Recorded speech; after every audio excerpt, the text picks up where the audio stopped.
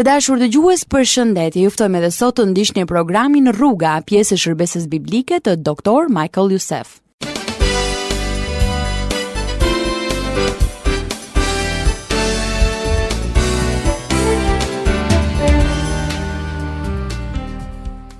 Sapo kemi nisur një seri të re mesazhesh të titulluar Kopshti ndaj qytetit.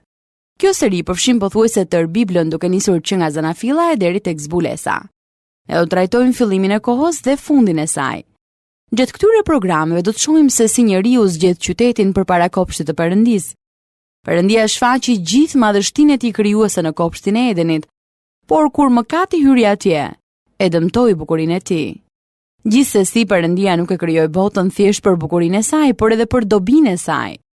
Perëndia e krijoi kopshtin për të përmbushur nevojat e Adamit dhe të Evës. Kopshti i Edenit ishte një vend i mbrojtur për ta. Natyra e rrethuar e kopshtit dëshmon për cilësinë e jetës në atë vend. Muret që e rrethonin simbolizojnë strehimin e Perëndisë për Adamin edhe Evën.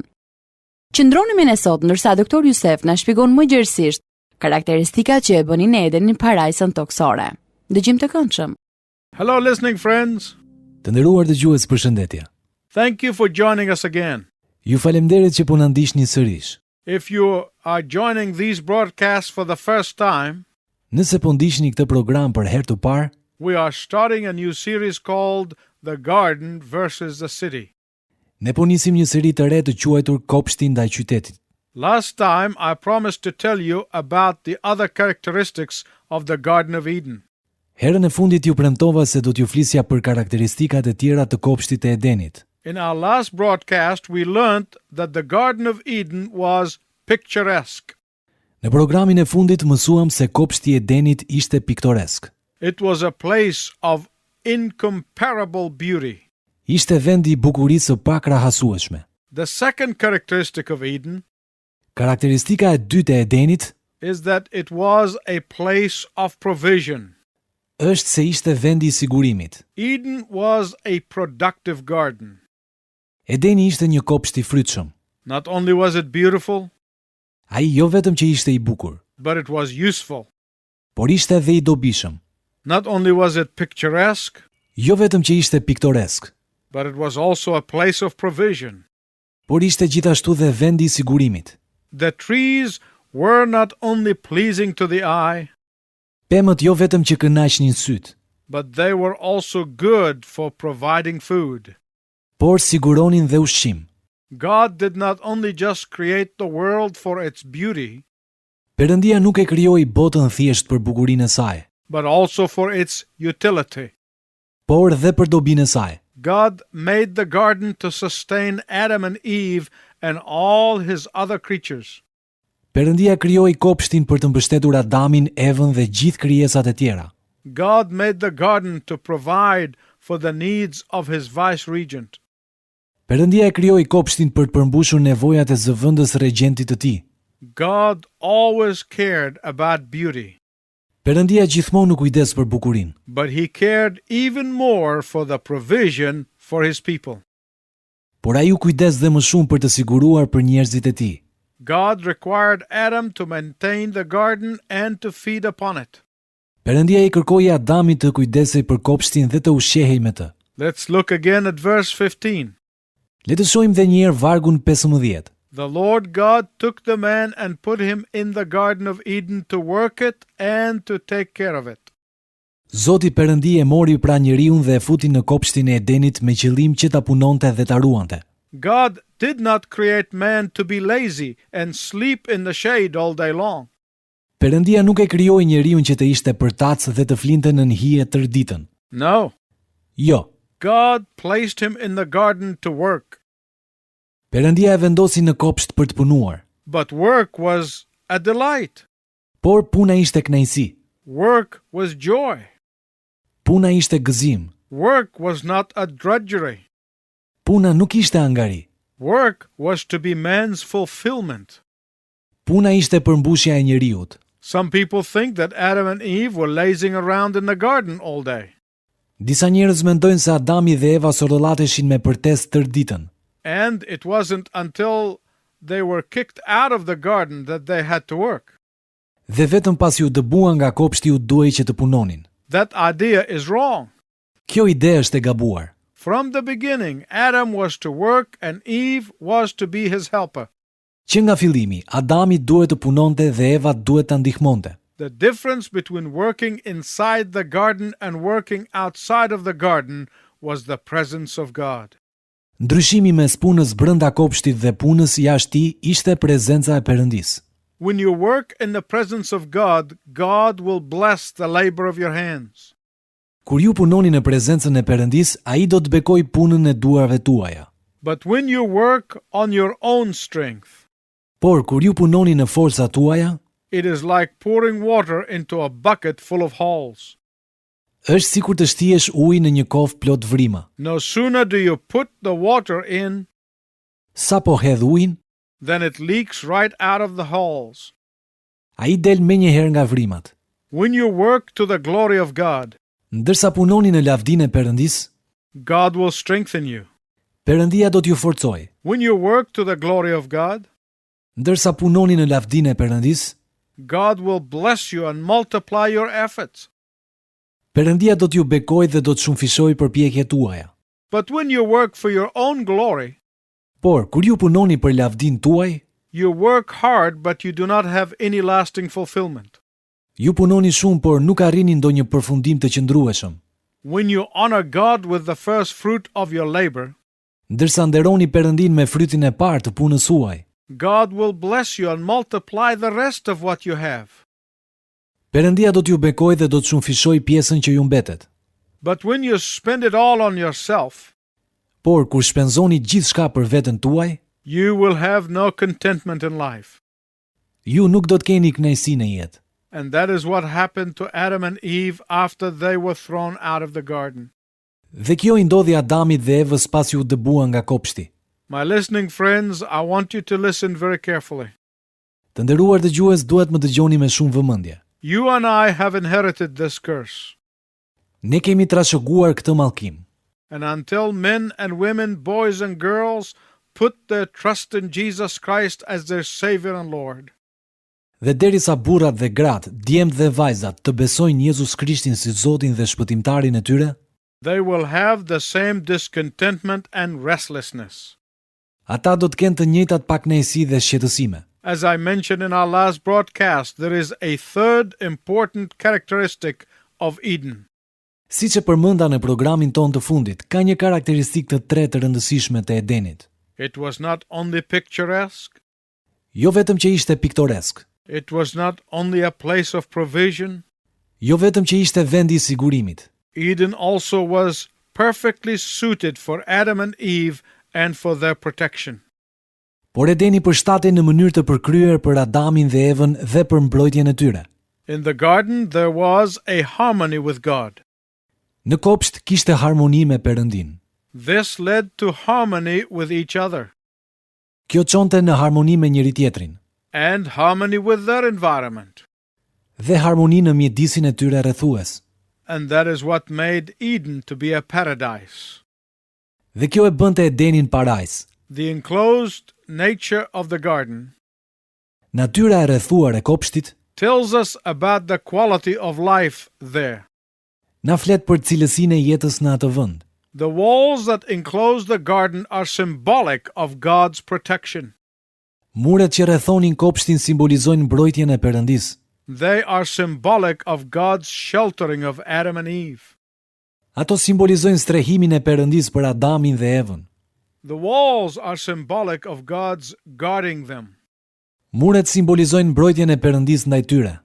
While the walls surrounded the garden, Ndonse muret rrethonin kopshtin, the garden was open from above where God's watchful eye was upon them. kopshti ishte i hapur nga sipër dhe syt vigjilent të Perëndis ishin mbi ta. The Bible said that Adam and Eve had fellowship with God. Bibla thot se Adami dhe Eva kishin miqësi me Perëndin. When you have fellowship with God, Kur ju keni miqësi me Perëndin, you have God's protection.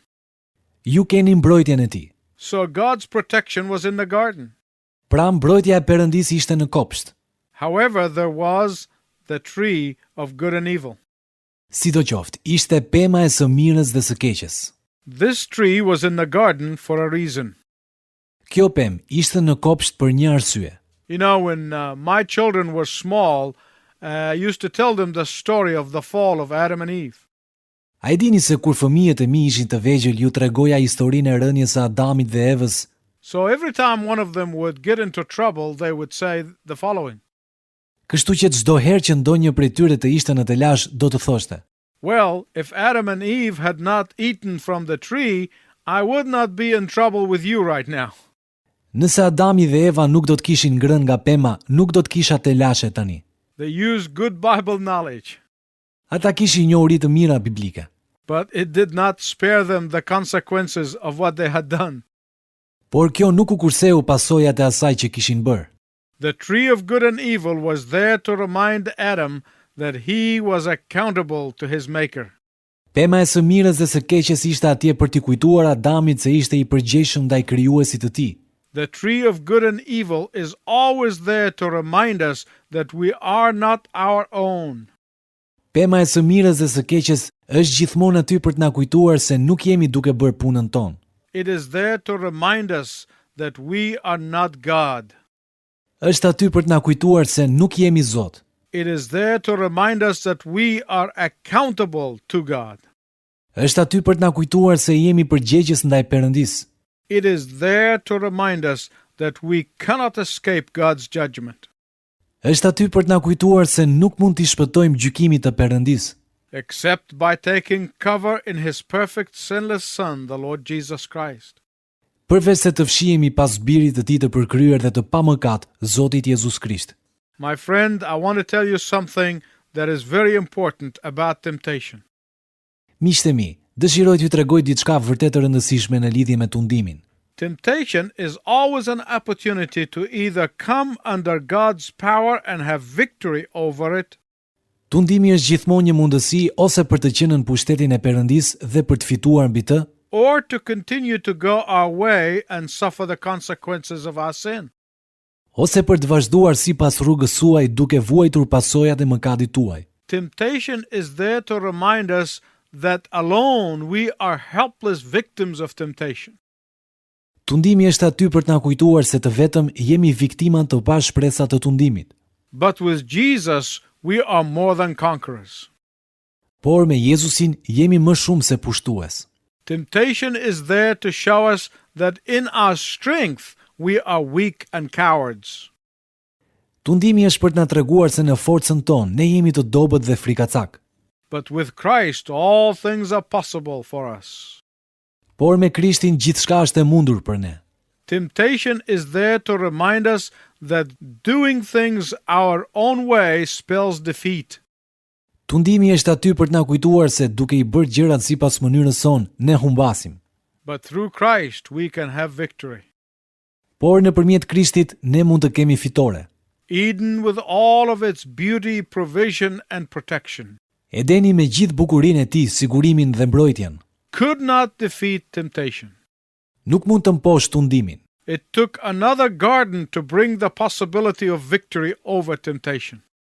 Duhej një kopsht tjetër për të sjellë mundësinë e fitores mbi tundimin. That garden was the Garden of Gethsemane. Ky kopsht ishte kopshti i Getsemanis, For it was in a garden that sin entered the human heart.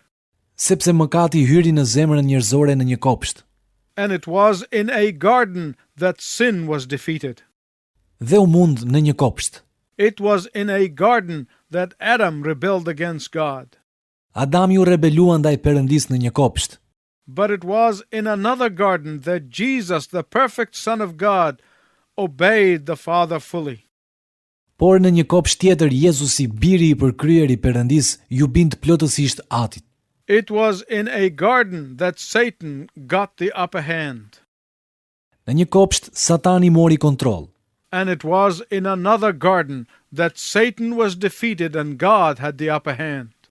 Dhe në një kopsht tjetër Satani u mund dhe Perëndia mori kontrollin. It was in the Garden of Eden that first man fell into sin and rebellion. Në kopshtin e Edenit njeriu u bë pre e mëkatit dhe rebelimit. But it was in the Garden of Gethsemane that the perfect man rose from the dead. Por në kopshtin e Getsemanis, njeriu u përkrye u ngjall nga vdekja. It was in the Garden of Eden that Adam infected humanity with the virus of sin. Në kopshtin e Edenit, Adami infektoi njerëzimin me virusin e mëkatit. But it was in the Garden of Gethsemane that Jesus made it possible for his followers to be forgiven of sins. Por në kopshtin e Getsemanit, Jezusi bëri të mundur faljen e mëkateve për ndjekësit e tij. It was in the Garden of Eden that Adam suffered death as the consequence of his rebellion. Në kopshtin e Edenit, Adami provoi vdekjen si pasojë e rebelimit të tij. But it was in the Garden of Gethsemane that the consequences of rebellion and sin were carried upon Jesus' perfect body. Por në kopshtin e Getsemanit, trupi I përkryer I Jezusit mbajti pasojën e rebelimit dhe mëkatit. And if you have not received Jesus Christ as your Savior and Lord, Dhe nëse nuk e keni pranuar Jezus Krishtin si Zot dhe Shpëtimtar, you are still in the first garden of temptation. ju jeni ende në kopshtin e parë të tundimit. If you are not daily walking in the power of the one who defeated sin in Gethsemane, Nëse nuk ecni përdit në fuqinë e Atij që mundi mëkatin në Getsemani, chances are that sin is defeating you every single day. mundet që mëkatit ju mposht çdo ditë. If you are not living under the authority of the only one who conquered death, Në qoftë se nuk jetoni në autoritetin e Atij që mposhti vdekjen, chances are you are living in fear, worry, and anxiety every single day. mundet që të jetoni çdo ditë në frikë, shqetësim dhe ankth. The question is therefore, Prandaj pyetja është, are you living in Eden with all of its temptation, apo jetoni në Eden me gjithë tundimin e tij, or are you living in Gethsemane with all of its power? apo po jetoni në Getsemani me gjithë fuqinë e tij? For just as a tree held its sway on Adam, Sepse ashtu si pema mbarte dënimin për Adamin, it was on a tree that Jesus hung to take back the sting of sin and death. në një pemë Jezusi u var për të kryer mbrapsht lëndimin e mëkatit dhe vdekjes. Through a tree, sin defeated Adam. Përmes një peme, mëkati mundi Adamin. On another tree, Jesus defeated sin. Në një pemë tjetër, Jezusi mundi mëkatin. Through a tree, sin rendered Adam's future to be bleak. Përmes një peme, mëkati shndërroi të ardhmen e Adamit në hiçgjë. But on another tree, Jesus gave us the hope of heaven. Por në një pemë tjetër, Jezusi na dha shpresë për qiellin. Through a tree, sin dominated and devastated. Përmes një peme, mëkati sundoi dhe shkretoi. But on another tree, sin was destroyed and devastated. Por në një pemë tjetër, mëkati u shkatërrua dhe u shkretua. Through a tree, the entire human race became rebellious and self-centered. Përmes një peme, gjithë raca njerëzore u rebelua dhe u bë egoiste. But through another tree, the cross of Jesus Christ, it became possible for believers to be saved from eternal judgment that is coming upon the world. Por, përmes një peme tjetër, kryqi I Jezus Krishtit bëri të mundur që besimtarët I shpëtojnë gjykimit të përjetshëm që do të bjerë mbi botën. Let me ask you this. Më lejoni t'ju pyes, Which tree are you living on? në cilën pemë jeni duke jetuar ju, Are you living on the tree of temptation? apo jetoni në pemën e tundimit, Or are you living on the tree of the cross with all of its power and salvation? apo po jetoni në pemën e kryqit me gjithë fuqinë e tij dhe shpëtimin? On which tree do you place your hope? Në cilën pemë po vendosni shpresën tuaj? Do you place your hope on the tree of good and evil? Apo vendosni shpresën tuaj në pemën e së mirës dhe të së keqes? Do you hope that your good will outweigh your bad? Apo po shpresoni se ana juaj e mirë do të peshojë më shumë se sa ana juaj e keqe? Or do you place your hope on a different tree? Apo jeni duke vendosur shpresën tuaj në një pemë tjetër? Do you place your hope on the tree of the cross of the Lord Jesus Christ? Apo vendosni shpresën tuaj në pemën e kryqit të Zotit Jezus Krisht? Do you place your hope on the tree where his blood was shed on Calvary? Apo vendosni shpresën tuaj në pemën ku gjaku I tij u derdh në Kalvar?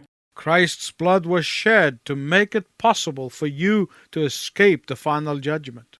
Gjaku I Krishtit u derdh për të bërë të mundur që ju t'i shpëtoni gjykimit final. Christ's blood was shed to make it possible to live a victorious and joyful life here and now. Gjaku I Krishtit u derdh për të bërë të mundur që ju të keni sot një jetë të gëzuar dhe fitimtare. My listening friends, God made the provision. Të nderuar miq, Perëndia ka siguruar. And the provision is this. Dhe sigurimi është ky. Only those who put their whole trust and confidence in the tree of the cross Vetëm ata që besojnë plotësisht në pemën e kryqit. will make it to the eternal garden in heaven. Vetëm ata do t'ja dalin banë në kopshtin e përjetshëm të qiellit. Will you come to him today? A do të vini tek ai sot? I pray that your answer would be yes. Unë lutem që përgjigjja juaj të jetë po. Until we meet again, I wish you God's richest blessing. Deri herën e ardhshme, Zoti ju bekoft të gjithëve.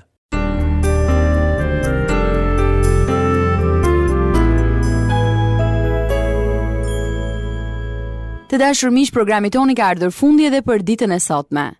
Doktor Yusef na shpjegoi se si Perëndia krijoi për njerëzit e tij një kopsht të mahnitshëm. Por Edeni me gjithë bukurinë e tij, sigurimin dhe mbrojtjen, nuk mund ta mposhte tundimin. Japse pema e së mirës dhe së keqes ishte vendosur atje. Kjo pemë kujtonte Adamit se ai ishte përgjegjës ndaj krijuesit të tij. Në kopshtin e Edenit, Adami infektoi njerëzimin me virusin e mëkatit, por në kopshtin e Getsemanit, Jezusi bëri të mundur faljen e mëkateve për gjithë ndjekësit e tij.